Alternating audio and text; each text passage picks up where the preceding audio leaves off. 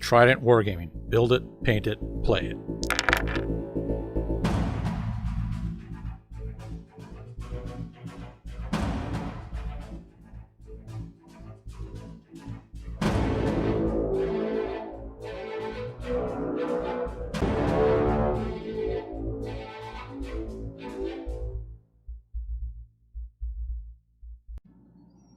Hey everybody, welcome back to Trident Wargaming. I have a really special episode for you today. We are joined by one of the original big players of the Games Workshop artists. We've got Mr. Mark Gibbons with us today. Thanks for jumping on, Mark. My pleasure, Bill.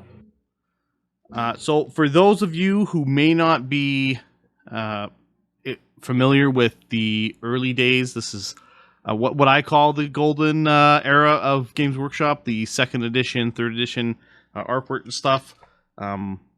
Mark Gibbons has produced some of the most grim, dark artwork that I've actually ever been able to check out, honestly. I've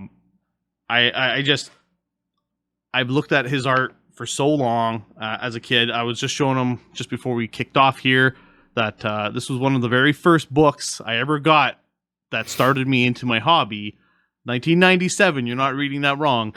And I think I left by then. yeah. You actually drew the cover. You did all the artwork for it. Amongst all these other different beautiful like pieces inside of the rule books and the war gear books and everything. Like we're talking like second edition in all its glory. So I guess Mark, thank you so much for jumping on with us.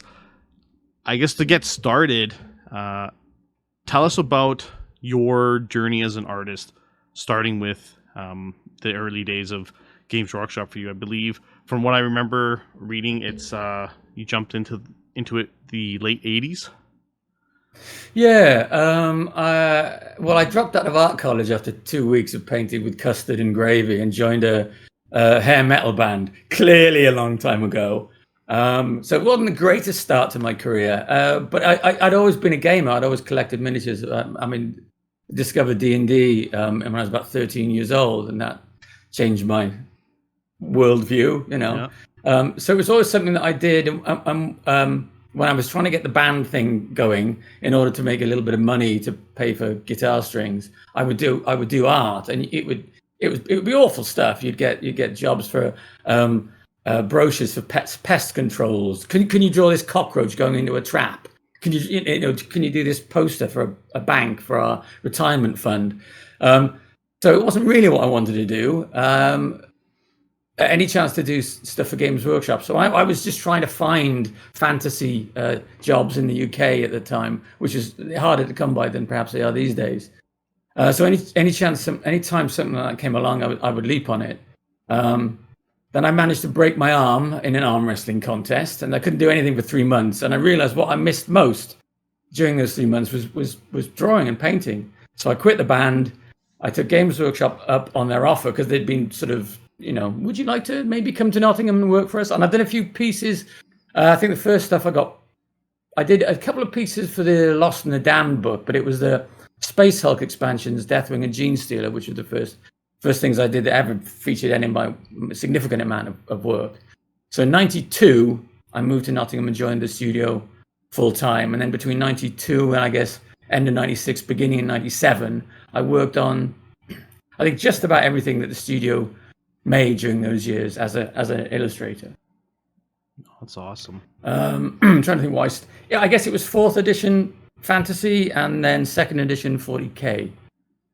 With I suppose the most significant projects over the years. No, that's amazing. I know as a young man, I never was able to get all the codexes or all the books. Like I had the rule books, had my one codex, had to save up forever to go get it, right? Mowing lawns and shoveling snow and stuff like that. Yeah. And throughout my early 30s, I was actually able to finally secure every single 2nd edition codex from back in the childhood days, right? So it's been a lot of nostalgic for me to have all these books together and just pouring over them again, just as I was when I was a kid.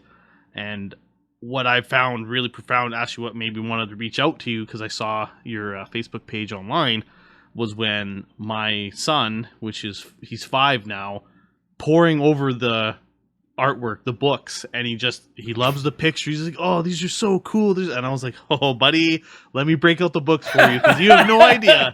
Let me check this out." Yeah, so I laid all the codexes on the floor, and we're going through them all, and he's just blown away.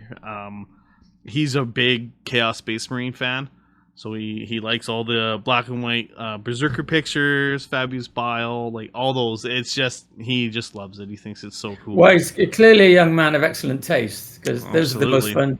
Those are the most fun to paint.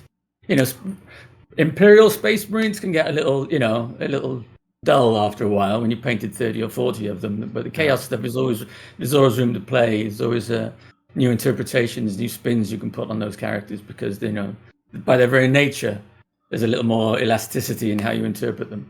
Yeah, definitely a lot of freedom. I guess, can you tell us, what was it like? At what point were you closely working with John Blanche and Jess Goodwin and the rest of the original artists? Would you guys all work together, like in a group, like once you were all part of the studio, or how did that work? Well, I mean, John was obviously art director for 30, 40 years, but John was also being an artist in his own right. He was very much creatively in the trenches with us, but he was he was not an overseer as such. He would just sort of, he would direct through his work, by and large. So it was very much fill your head with all this stuff from him and from people like Jez, because Jez is a prolific concept artist. So as well as being, the definitive Citadel sculptor, he's also, if he's sculpting anything, he's already done 20 pages of concept designs and graphic elements and logo stuff. So he hands you a packet. It's got everything you need in it. Even before he sculpted a miniature, you have all the information required to do illustrations based on anything he might have done.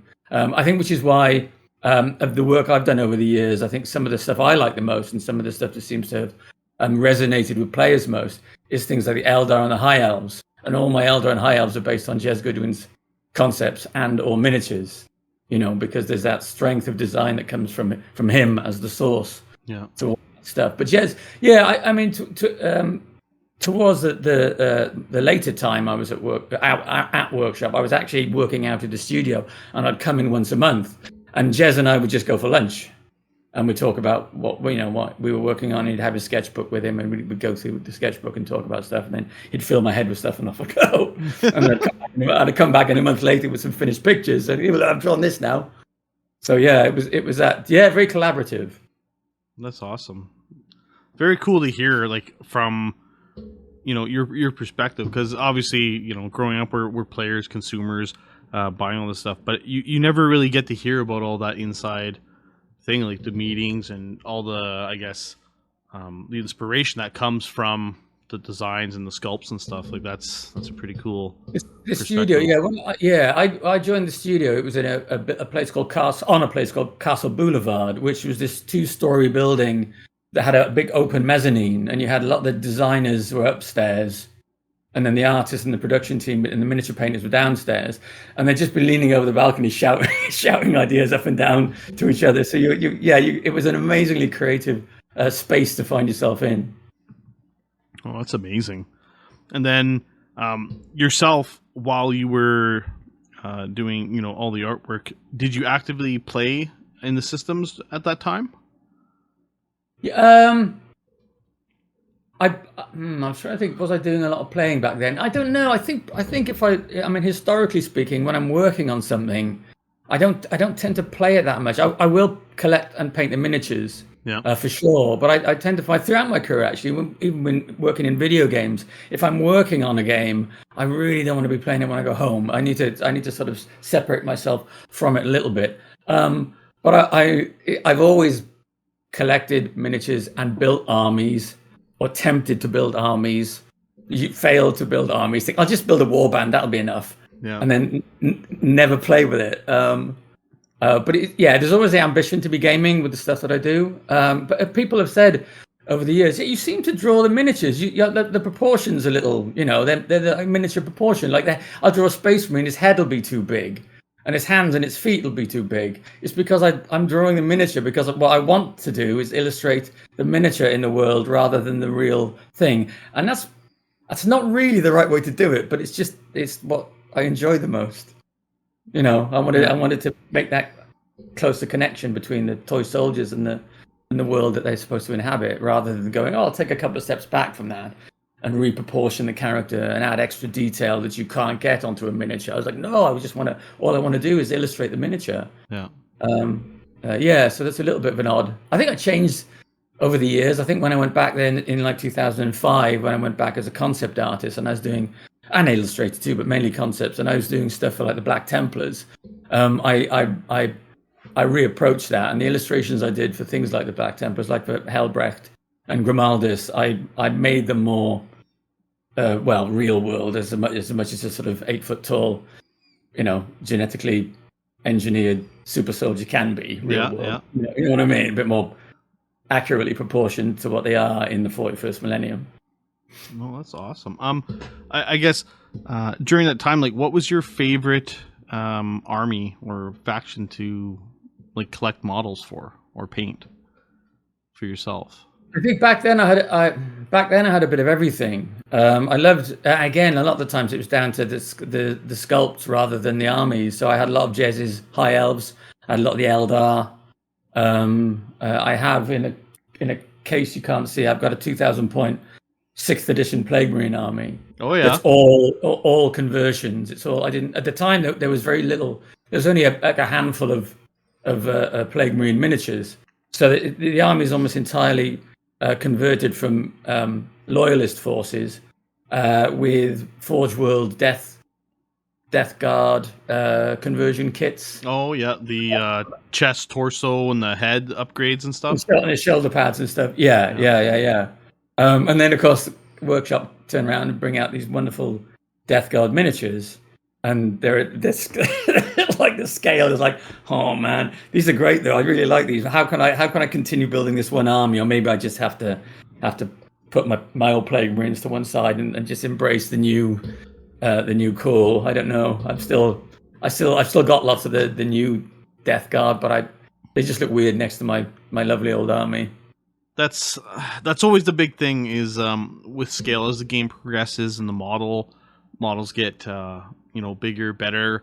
They keep pushing it out. It's you kind of have to pick the side that you want to be on. It's very hard to ride the fence because you do get kind of those weird comparisons. You're like, oh, these new models, like both models from each era are fantastic, but once you start to mix them, they definitely pull away from each other, right? They don't really complement each other as well as they should. My beasts of Nurgle are Forge World Plague Toads. Okay, yeah. And I love the new plastic beasts of Nurgle, but I haven't bought any because it then what happens to my Plague Toads? Because they look so different. Yeah, they do sure. For sure. So with the Games Workshop specifically, I was actually tiddling a little bit online, just kind of looking at some other artwork, and another few pieces that popped up, and we didn't talk about previously was the old epic artwork for the Warhounds and the Reavers and stuff like that. That was like the Armor Cast era. I definitely browsed at a few of those from time to time as well. I was lucky enough to actually get one of the Armor Cast Warhounds through a sale / trade, and I was able to paint it up. But nice. it's just such a blast from the past, just being able to look at the artwork. And I was like, oh, I remember the first time I looked at this in the store and checked it out on the rack, and I was just looking and just totally got absorbed into this world that you had a big hand creating. Thank you.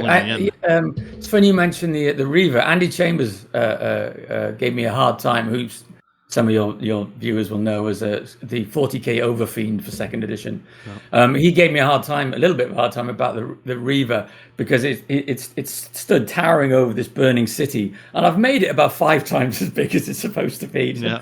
What were you thinking about with the scale? I said it's just aspirational, isn't it? That's the size you want them to be. Yeah. You know, if manufacturing was no issue, then yes, they'd be skyscrapers. Yeah. Oh, which is me going in the opposite direction to what I said earlier about just wanting to draw the miniatures, in the world. I go, no, not in this case. Yeah. Well, in that case, yeah, they're God Engine Titans, right? You want them to look as impressive and imposing as you can. Exactly. So, that's amazing. You mentioned there was a point in time where you jumped from doing the tabletop and working at the Games Workshop studio, and then you started to branch into work with Blizzard. Can you talk about some of the games that you've worked on to let the listeners know? It was I guess 96, 97. So I guess the birth of what we think of now maybe as the PlayStation era. And I got a PlayStation like everybody did back then. And I was playing games like Tomb Raider and Resident Evil. And for the first time I thought, you could get work as a concept artist, maybe, in this line of work. And I had drawn a lot of Space Marines by that point. So I just started sort of, putting my feelers out. And I got a couple of freelance gigs with first one with one of IDOS's developers, IDOS, who published Tomb Raider. And after about a year messing around with some of that stuff, I got an interview with Sony Studios in Cambridge, and at that point they had just made the first medieval game. So it was this is a cool studio. So I went to work there for a few years on their first PS2 title. It was called Primal. It was a sort of third-person action adventure game. So I spent a few years working on that. Initially as a concept artist, and then as a lead. And all that time, I'd kind of continued my relationship with Games Workshop because I was a lead. I wasn't getting to do much in the way of sort of finished artwork, and I was missing that.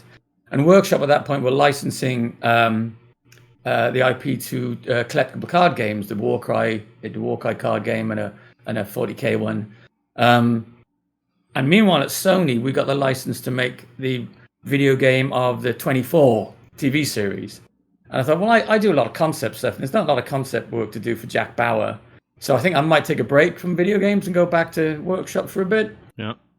Which I did for about 18 months. And into a studio that was very different to the one I had left. They'd integrated the sort of Games Workshop design studio with the factory. And it was bigger, it was a little bit more corporate, a little less. You weren't allowed to fool around quite as much, and I thought this is cool, but it's not quite. Yeah, they say never go back. Never. It's never quite the same when you do. Yeah. And then in the meantime, Andy Chambers, who I'd worked with over the years, had gone to Blizzard. He'd moved out to California, and he'd been hired to work as their I think creative director on StarCraft 2. Oh, okay. And I said, Blizzard were one of the game studios I really admired, and I thought that might be interesting. I said I'd applied for a job there like 18 months ago. I never heard anything, so I thought maybe they didn't like me. Turns out my portfolio had simply been sat on the wrong desk for 18 months. So when Andy drew attention to it, next thing I knew, I was flying out to LA for an interview, and about 4 months later, I moved out here. Initially, I worked on Diablo 3. Oh wow! Did about a year on that, and then moved over gradually onto World of Warcraft. The first expansion I worked on for them was Wrath of the Lich King. So I did creature designs for Wrath of the Lich King. Then I joined the team full time as their concept artist for Cataclysm and Mr. Pandaria. Oh wow! And that was fun. That was some of the best times I think I had as an artist, because it's so open and collaborative and kind of anything goes in the early brainstorming sessions of video game development. And when you've got a big team and the budget will allow you to be a bit indulgent, it's fun. But all things must end. And a lot of my friends had started moving up the road to Riot Games, where the League of Legends had taken off. Oh, okay. And they were expanding their studio, and they'd set up a new team called the World Building Team, and they were looking for artists to join them to help develop the worlds behind this one game. That they had this one hit game, but they wanted to build a universe around it, and which sounded like a really exciting chance to get in on an IP that was still very, very early in its development cycle. So I joined Riot for about 2.5 years. But I think in the back of my head, it was always the desire to go to go freelance again, to kind of pick and choose my assignments, work the hours I wanted to do, work on projects that excited me, which is what I ended up ultimately doing. And I freelanced for a bunch of things. I worked on a YouTube TV show. I worked with other tabletop miniature games. And then in 2020, after working a little bit with Andy Law, who at the time was the producer, writer, co-creator of the 4th edition of Warhammer Fantasy Roleplay, we set up a studio with some other excellent, like-minded Warhammer veterans, Lindsay Law, Andy Leask, Graham Davis at the time, and we established Rookery Publications to do tabletop RPG stuff and board games, and that's what I've been doing for the last nearly 3 years now. So artist, graphic designer, layout artist, co-creator, co-producer, many hats are worn. Yeah, no doubt, yeah. And it's just allowed me, it's been really fun because it's allowed me to kind of draw on all my my previous experiences rather than being just pigeonholed into doing this one thing. It's a challenge, it's really hard work, but it's very exciting and very rewarding. And we've got our first, I'm sort of wrapping up work on our first big RPG book right now. I say wrapping up. I like to think I'm in the final straight. We shall see. It's always good to tell ourselves that we're close to the finish line. Yeah, I've been saying that for... finish line keeps moving, right? Goalposts always move. I've been saying it for about 6 months now. Oh, that's awesome. That's awesome. Do you happen to, like, offhand, do you have any of the names of some of the board games that you have worked with? Oh, yeah. I did Massive Darkness 2 with Cool Mini or not. Okay. I did a board. Andy Chambers again did. We made a board game about 6 years ago called Dark Deeds, which with Rookery we're now doing the 2nd edition of that. Okay. I mean, God, over the years I've worked on Mech Warrior with FASA. Oh God, what else have I done? I've never done Dungeons and Dragons in all my years. I never got to work on D&D. Oh, really? No, I never did Magic the Gathering. Never got to do any of that stuff. And I don't know. It's just I don't know ships that never sailed, never passed in the night. It just never happened. Steamforged. I worked with them.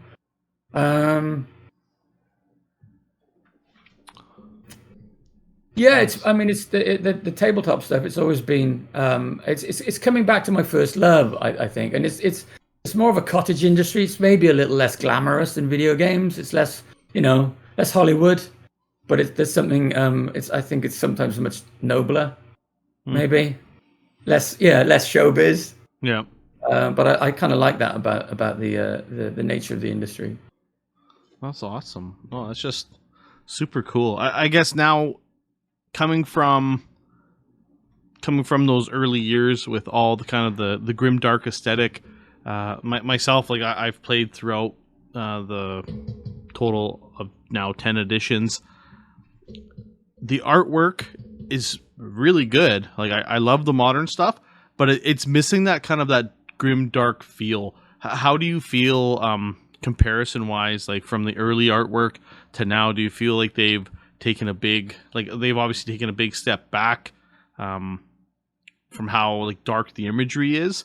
And I'm wondering, do you have ideas as to why you think, like, is it for trying to spread like to a I don't know. mainstream or it still feels pretty grim and dark to me. I think certainly the art style there's a moody, almost impressionistic feel to it, and I think it hints at the horrors. Whereas if you go back a few issues, you go back to like 6th, and you think of like the work of like Paul Dainton and Karl Kopinski back then, where the first time you saw like the Inquisition fully illustrated, it was horrific stuff, and certainly stuff that John Blanche was doing back then as well. That was truly grim. Yeah. I always thought my stuff was a little bit more comic book than that. I think in hindsight, I would have liked to have brought more of that darkness in there, but I think in my era, I don't think it was. I think people like myself and Wayne England were doing work that was a little bit more jolly, if that's true, in its darkness. Yeah. Now They certainly have a house style now, which I don't think they used to. It's harder to spot individual artists these days. It all has a consistent look, and I understand why they do that for the brand, for the intellectual property. But I do miss some of the slightly sort of troubling, scarier elements that were in there. I think they're a much bigger organization. They have a broader appeal, and I think there's perhaps a tendency to want to make stuff a little bit more palatable than it used to be. Yeah. It's not quite as nasty. I still think there's some wonderful art being created for sure. I miss the variety of artistic styles. I think what was really nice about back in the day was you were allowed to you could have 6 different artists paint a Space Marine and they would all look different. And I remember somebody was complaining to John Blanche about that. He said, "Why don't they look like the miniatures? Why is there is this diversity?" And John blew the guy's mind because he said, "Well, the miniature is not the real thing either." And the artist is interpreting the real thing as he sees them. The sculptor is interpreting the real thing as he sees them. The real thing might be something completely different. And the guy walked away from the table going, "Oh, I don't know what any of that means." That's, it's real. It's real to us. It's real to the people that created. Yeah. We are merely interpreting. We are channeling the 41st millennium through our muse, through our skill. And what you're seeing is our interpretation of that. But that's difficult for a marketing guy to sort of comprehend, I think, sometimes. Yeah, I could definitely see that. I just looking at some of the pieces that you sent me. So like I mentioned earlier, I kicked off. I started with Chaos Space Marines. I quickly, once 3rd edition kind of dropped, I went into Dark Angels, which were a big fan of mine. Obviously, looking at Asmodee and Azrael, some of this old artwork is just amazing stuff. I later on became a big Space Wolves fan, and I've been a Space Wolves fan for the last once 3rd edition dropped and all that early artwork, like Bjorn the Fell-Handed, that picture you sent me where he's kind of charging up the hill, just blasting away with the assault cannon, like that one stuck really, really deep in my mind for the longest time. Especially that's any awesome. Of the. Sorry, go ahead. I said that's awesome. That it makes an impression. Yeah, it's one of my favorite miniatures. The old boxy dreadnoughts. Yeah, I'm just the walking coffins. I mean, they're amazing. Yeah. The chance to draw one of those is always exciting. I just like looking through all these characters, even with Cassius and just. The Terminators, the Plague Marines, like these were the as close to the models as you could get at the time. Like I remember seeing all these different models coming out in the catalog, circling them, with a pen, just wanting to grab the next batch, and then talking with my friends about all the stories and pictures and everything. It's just phenomenal. I guess out of your top picks, like. If you had to pick a Space Marine chapter that was your favorite to draw, what would it be? Or Chaos Legion? Back in the day, Space Wolves, I think. Yeah, I like that sort of that Nordic barbarian. Oh yeah, just barbaric tribesman was kind of always really fun to do.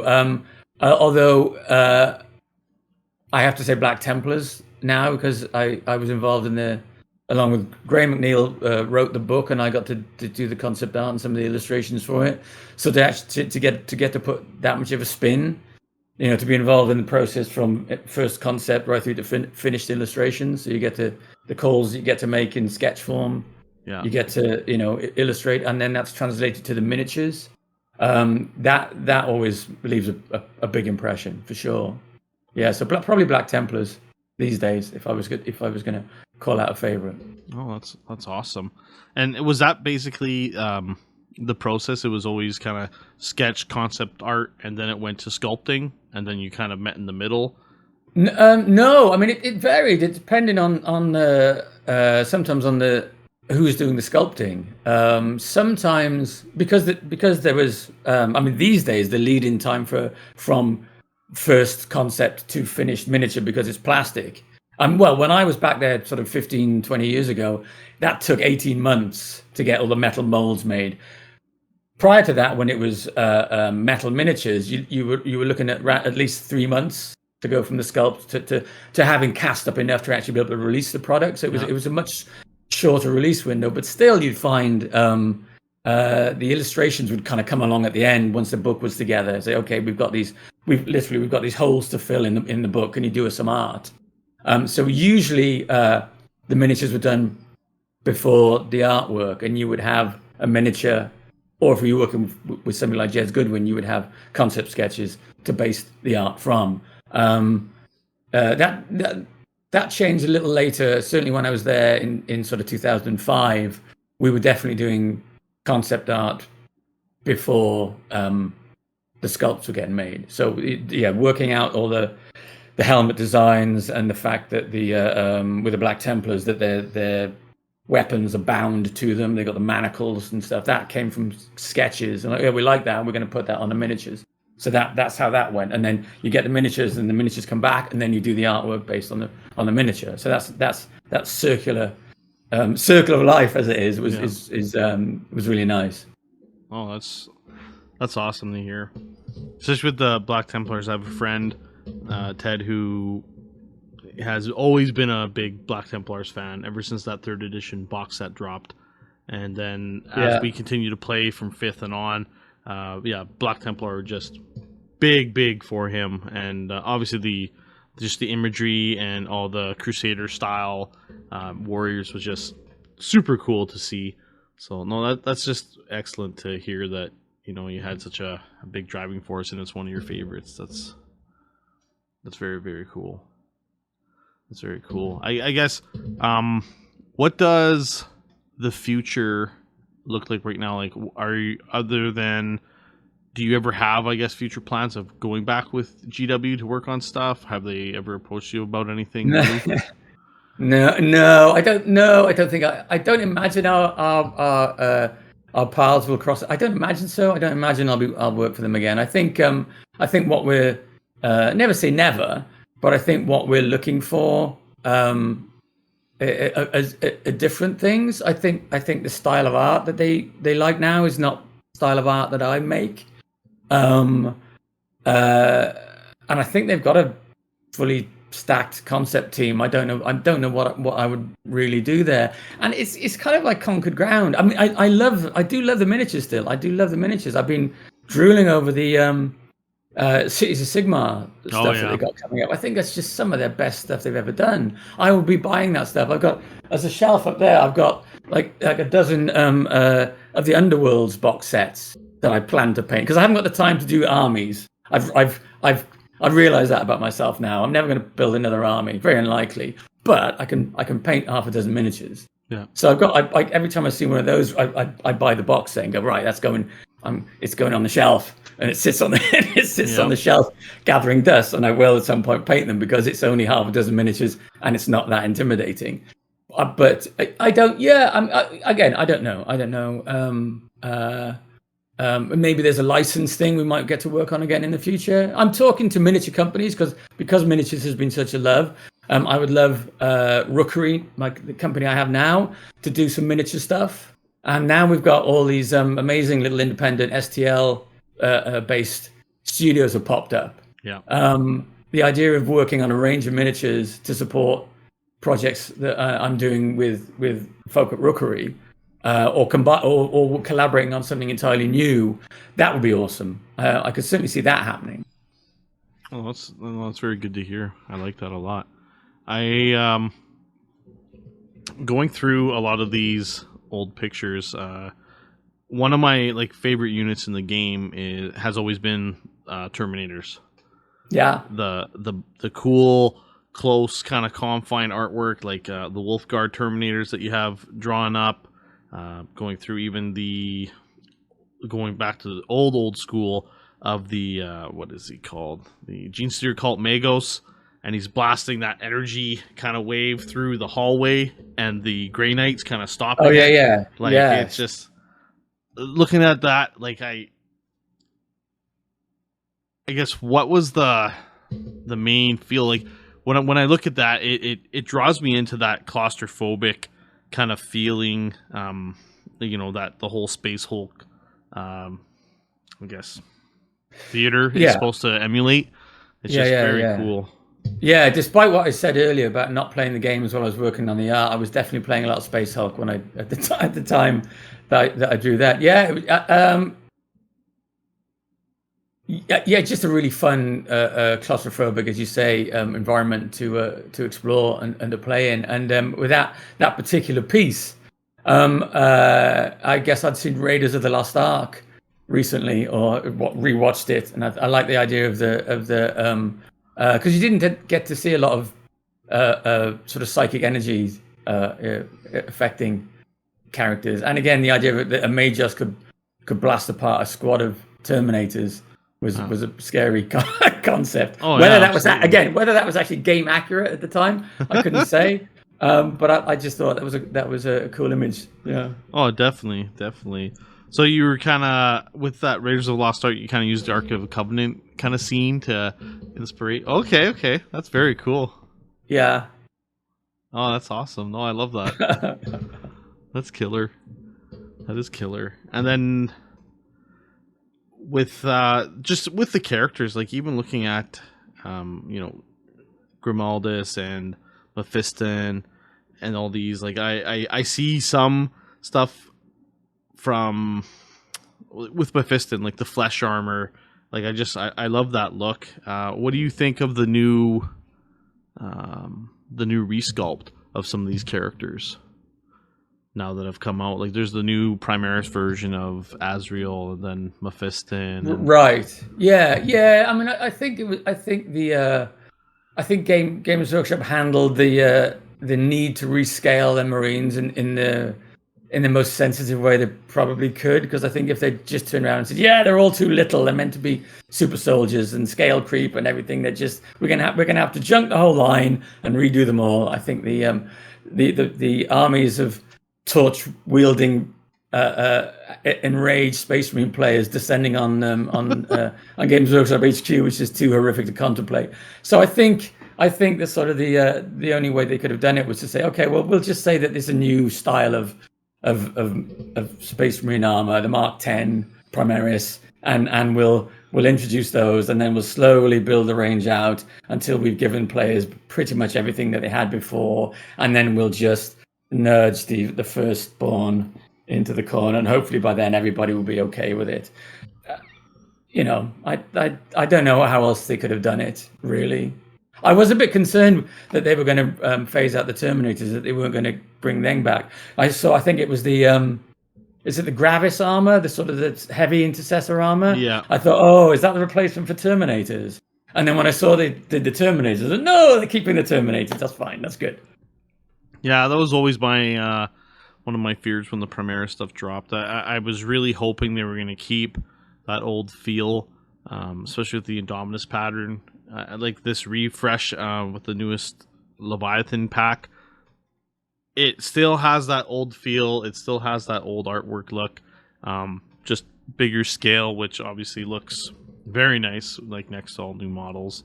Yeah. Cool. The only thing I'm not crazy about, I think, on the standard Primaris is the helmet. I always love the angry grill mouth. Yeah. Helmet, or the sort of helmets you've got with the sort of knight helmets from things like the Black Templars.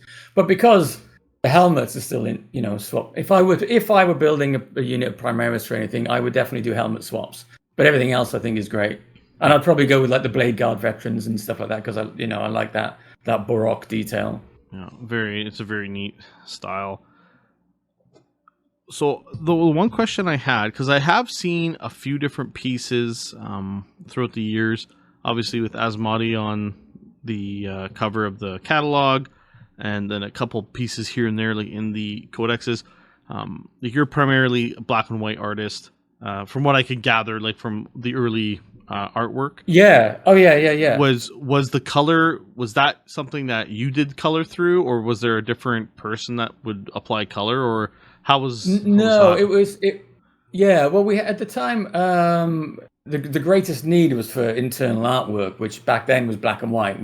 It was too expensive to do full color books, which is why you'd get your color covers, and then there'd be a color section in the middle with miniatures. Yeah. But it was just too pricey to fill the book with color. So it was a matter of necessity that all the internal artwork was black and white, and most of the color work I did for Games Workshop was done as freelance commissions. I didn't even do them in-house. It was I want to do some color stuff. Can I, what do you want to do? Well, can I do a Chaos Terminator?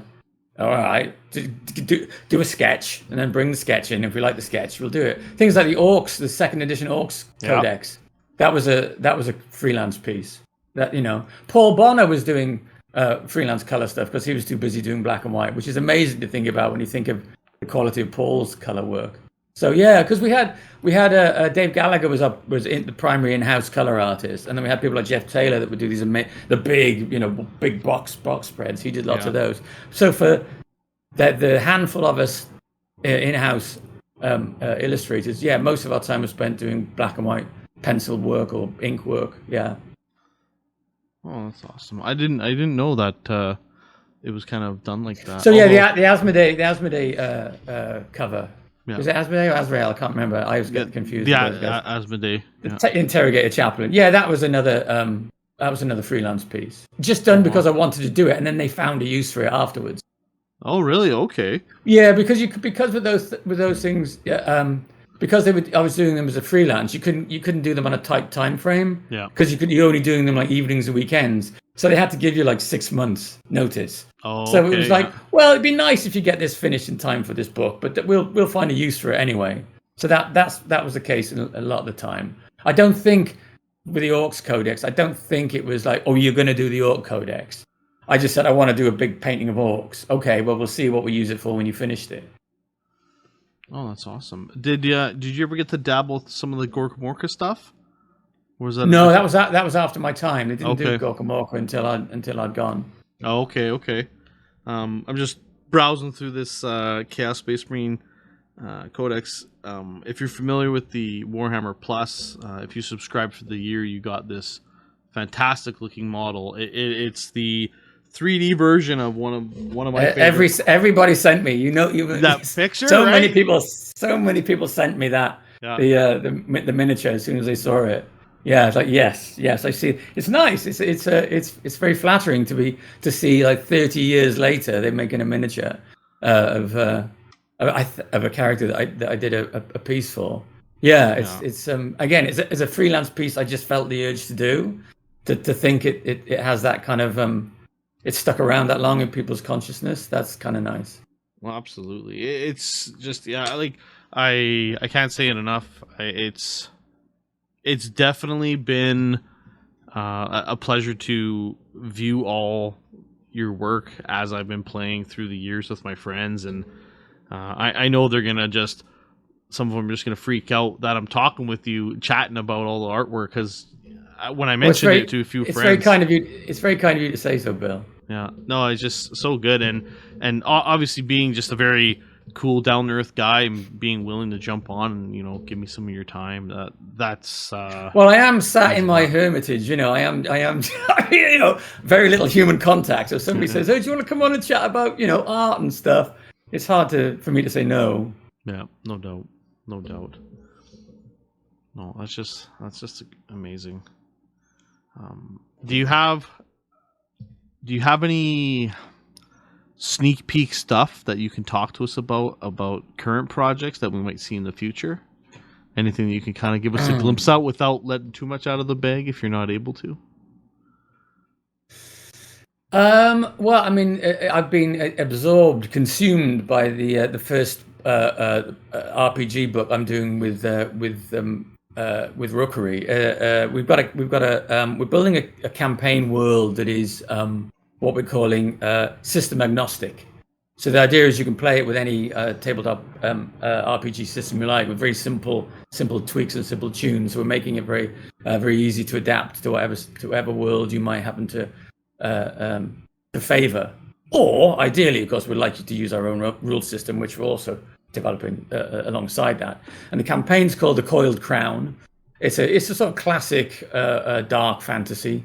Our first book, again, which is I'm hoping to wrap up, is called Ship of Fools, and it's kind of the intro adventure that gets you from whatever world you and as a GM might be running or your party might be playing, and it'll get you into this into our little corner of the universe. It's not much. I don't know. There's much I can say about it. We would love to do miniatures for it. Yeah. We have no hard plans on that yet, but I am talking to some people. So that would be awesome, because that is what I've spent the majority of my career working with. Even in video game stuff, right? It's somebody's making a 3D version of the thing I'm drawing, whether it's to be actual real world 3D or virtual 3D, running around in a game engine. So that for me is always kind of like, it's the ultimate expression of what I do for a living. So I'm always going like, which one of these? So as I'm drawing the characters, I'm going, okay, that would make a good miniature. If I change that, if I tweak that, that'd look great in 3 dimensions. Yeah. So that's always a driving force for me. So I can't show any of it, but no, that's fine. I mean, but we have a Discord, we have a Patreon for a thing called Inside the Rookery, which is our behind the scenes. We do live stream stuff. We have guests from the industry, from tabletop stuff and video games. We had Andy Hall on recently from Warhammer Total War. We haven't had Games Workshop founder Ian Livingston on recently, which was kind of quite a thrill for all of us. Wow. So that's, again, it's about building the community and developing the hobby, so that when we do put stuff out, there's an audience for it. We do have a couple of digital, I guess, what would you call them? Little tasters, I suppose, RPG adventures on Drive-Through RPG. If you have subscriptions to that, or you want to hop on there and look for Rookery Publications, we have a couple of PDFs, little sort of $4 or $5 PDFs that people can pick up and get a taster of the kind of worlds we're building. Look at the art, read the design. There's some wonderful bits of writing on there from my teammates. I recommend that.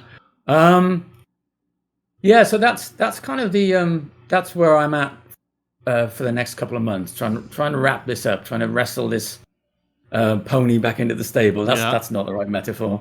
I don't. It's on a ship. I'm trying to wrestle this kraken into submission. There you go. Yeah. Oh, that's awesome. No, it sounds excellent. Just for everyone listening, I'll be sure to include links in the description, like to your Patreon and your Facebook page, so they can check it out. And if you guys want to jump on and support Mark, I definitely highly recommend checking it out. I'm MG Artworks on Facebook, and I think there's a couple of us out there. Mine's the one with all the miniatures on it, obviously, and the monsters and things. I'm not the pastel landscape watercolor artist. That's another Mark Gibbons. I wonder if he gets mail from me. I wonder if he gets messages from people saying, "I love that Space Marine that you did." And he just, who's this? Yeah, who do they think I am? Who's it? Because I never get asked about the Dorset countryside I painted, or the little fishing village. Nobody asks me about that. Maybe nobody asked him about Space Marines. You never know. Somewhere in a he's never reached out. He's never reached out and said, "Can we come up with a way of distinguishing our work a little?" Yeah, that'd be cool. That'd be a cool way to do it for sure. As far as the art itself, do you still have any of your original stuff? Like the original stuff? Yeah, far less of it than I used to have, because I'm not allowed to sell prints. I'm not allowed to make art books of that work, because it still belongs to Games Workshop, the reproduction rights. But I have been able to part with originals.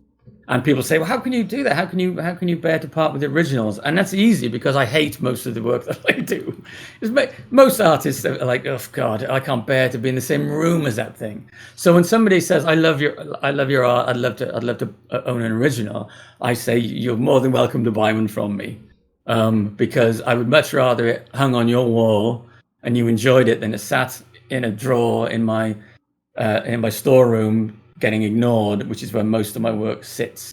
So yes, the originals there's only a few left, and the ones I have left are the ones that I actually can tolerate. Most of them. There's a few that I go, that's all right. I don't mind that one. There's a couple of Eldar, a couple of High Elves.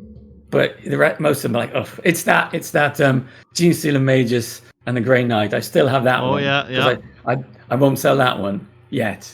No, but yeah, most of my original art is living its best life somewhere else in the world, being enjoyed rather than being, not hated. That's not fair, but just not being paid any attention, which is what most of my artwork has ended up being. That seems to be kind of a thing with artists. I think, especially, I think there's a term for writers. It's called murder your darlings, where you take like your best piece of work, you write it, and then you pretty much scrap it and you start over again because they always want to keep it better. I think as an artist, you always, after it's done, you might always want to change something, or I should have done this, or there's certainly that. It's certainly that. With me, it's kind of, I look at it now and all I can see is the things I got wrong. When I was a younger artist, I didn't seem to care about that at all. It didn't matter if the anatomy was off. It didn't matter if I'd rendered that metal particularly poorly. I was just, I'm drawing Space Marines. Yeah. Now I agonize over every brushstroke. Oh, the crease in that cloth is not convincing. That those fingers don't look quite right the way they're gripping that weapon. It's awful now. I didn't care in my 20s and my 30s. I did not care. It was just awesome to be doing it. Where is that fool? Why am I not him anymore? I think that's that probably comes from just a long career and the experience now, right? Yeah, it's true. Look at it from a different lens. For what it's worth, for guys like myself, like this is some of the best shit I've ever seen. Honestly, like the art is still absolutely just phenomenal. So, well, again, thank you so much, Bill. I really appreciate your kind words. No, and anybody who's listening, if you aren't familiar, like I said, I'll have all these links in the descriptions. You can go through and look at Mark's work. I know there's a couple pages. There's like a wiki page about you. Yeah, it has wiki page links. I haven't gotten near that. There has it's like a Mark Gibbons portfolio. It's like all the collected works of like all these GW artists, and they have you guys all listed kind of by name. And then it has all your pictures kind of on like a big site that you can look at and check out. So I'll throw that up there too. I should probably check it out myself, because I occasionally get asked about a piece that isn't mine, and it's always the same pieces. They always confuse my art with somebody else's. I should probably go and make sure that they're not sending people to the wrong artist. They're not sending people to me when they should be going to Kev Walker or Des Hanley. Yeah. I should probably go through and police it. But that's cool. It's again, as I say, it's lovely to think that the artwork has lived on beyond, because Games Workshop don't publish much of it anymore. So it's nice to think that there's still a interest in it. Yeah, it's cool. Absolutely. So, and yeah, who knows? I'll definitely keep in touch, because who knows? Maybe one day I'll be fortunate enough to try and grab an original I can throw on the wall and blow my kid's mind when he sees it, because it's Yeah, that'd be awesome. He's all about it. So, well, I just wanted to say thank you again for coming on and sharing your stories with us, and letting us kind of just fanboy over your artwork and your career. It's been a pleasure to chat with you. It's a pleasure for me, Bill. Best of luck with everything you do with Trident. It's a thrill. Awesome, man. Well, yeah, thank you so much, and thank you everyone for tuning in, listening. We'll definitely keep in touch with Mark and explore, see what happens when that RPG release comes out. We'll try. I will let you know. I will be pimping my wares to everybody. You will hear from me. Oh, awesome, perfect. No, that's great. Well, excellent. Thank you so much, man. I will chat with you all later. Take it easy. Bye. Did you plug the Patreon? We need to plug the Patreon.